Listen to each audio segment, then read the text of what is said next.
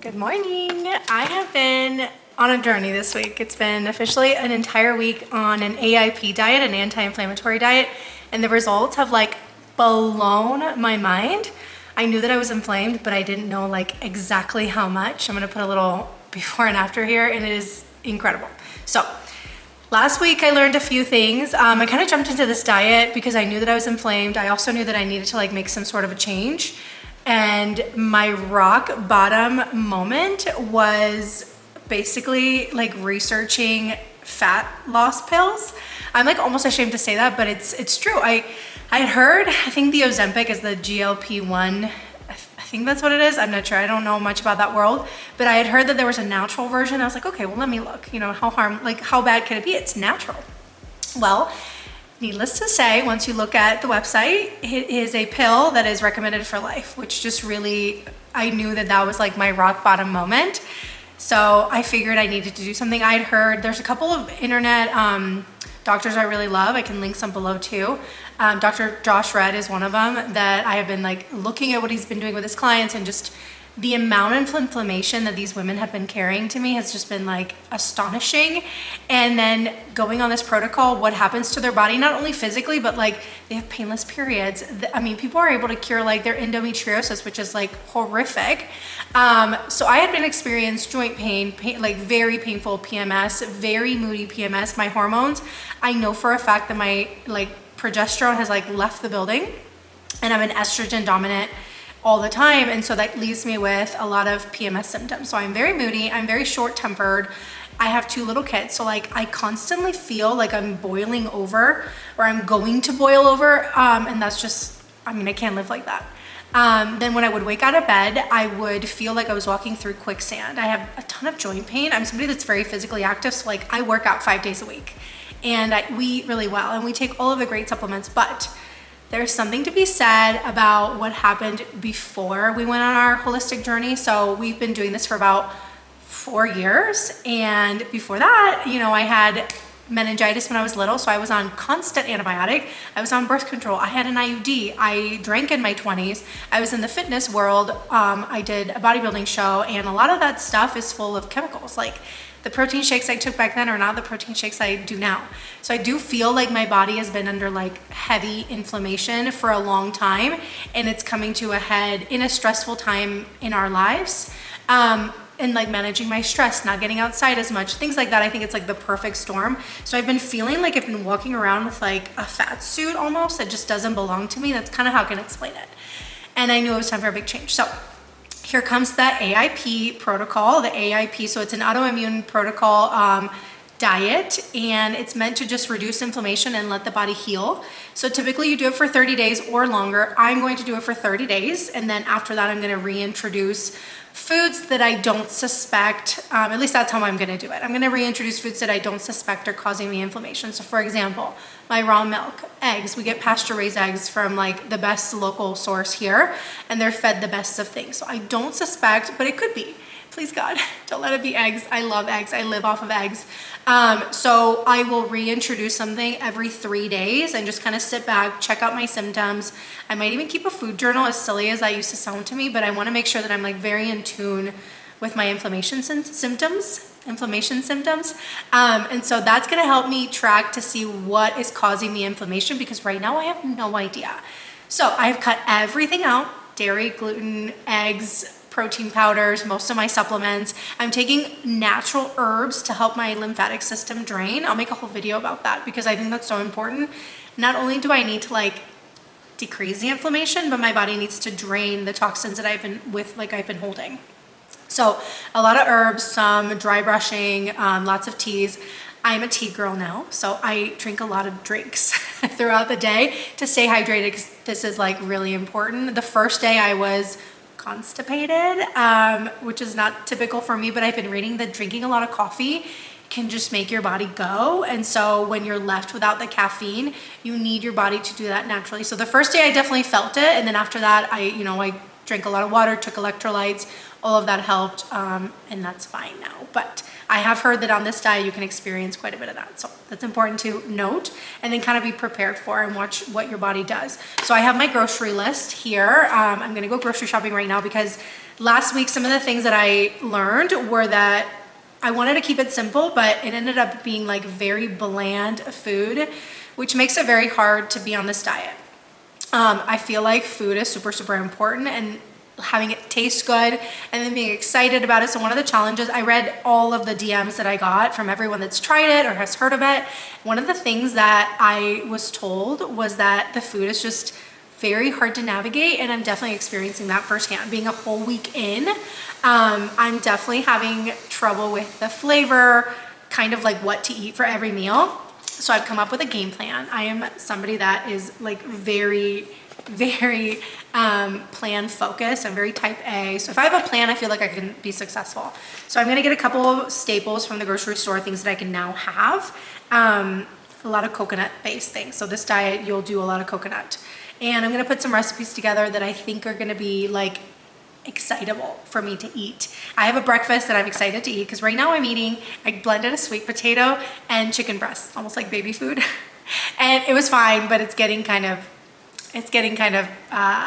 we're at the end of the road with that. So we're gonna come up with something different, maybe like a little bit of a breakfast sausage that I could dip. I'm gonna be doing also a lot of sauces. I found that with this diet, this protocol, you can do a lot of herbs. So I feel like with an avocado and some herbs and some seasonings within the protocol that I can make some really great sauces. So my plan right now is to stock my freezer. I wanna make dinner for tonight.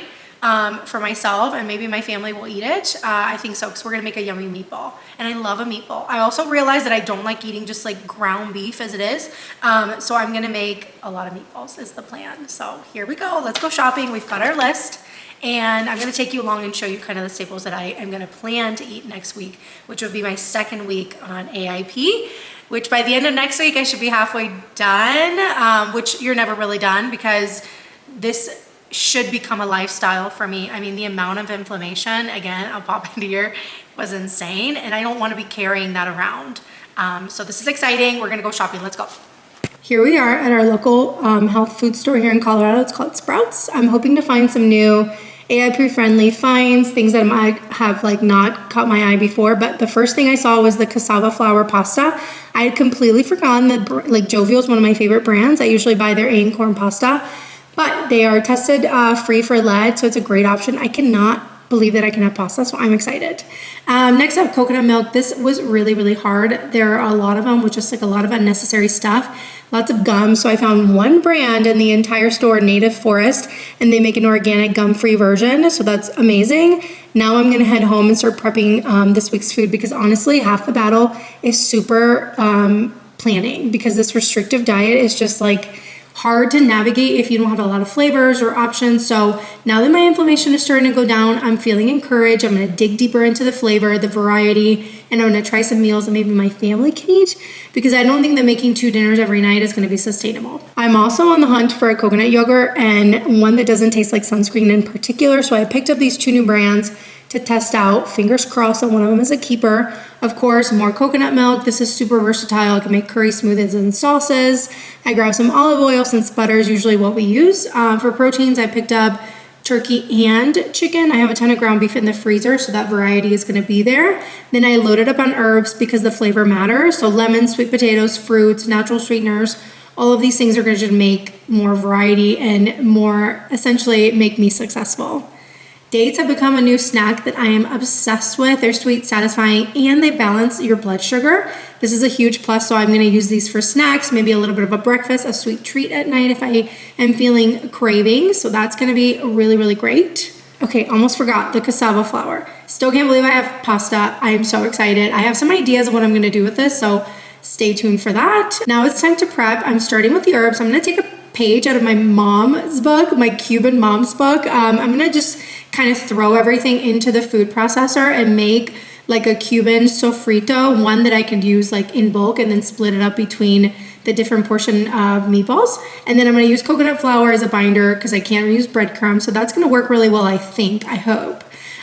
This current batch made about 40 meatballs, so this is great. I'm gonna flash freeze some. I'm gonna put some in my freezer inside the home.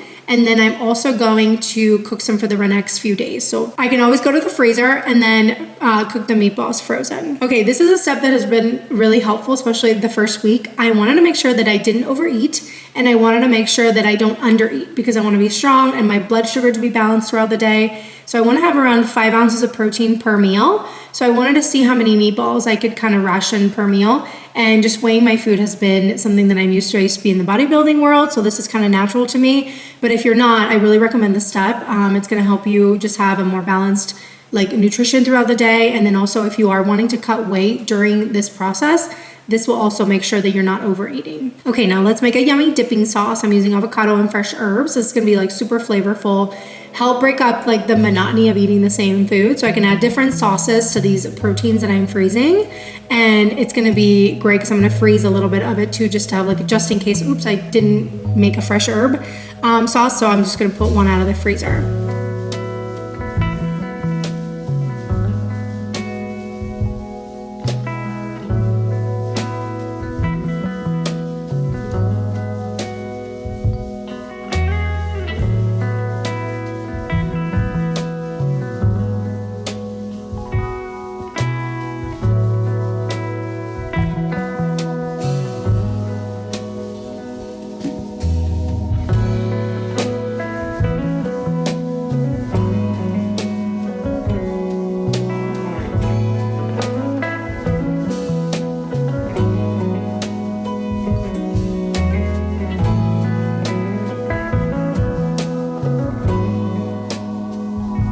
I found a bone broth protein by Taylor Duke's Wellness. It's IAP compliant, it's dairy-free, gluten-free, soy-free, all of the things, and it's super nourishing. So I just add a little bit of berry. You can add some coconut yogurt or coconut water or coconut milk if you want, but I think I just did water here, and it's been really, really yummy. Okay, and while I'm at it, I'm whipping up a quick batch of coconut milk AIP ice cream.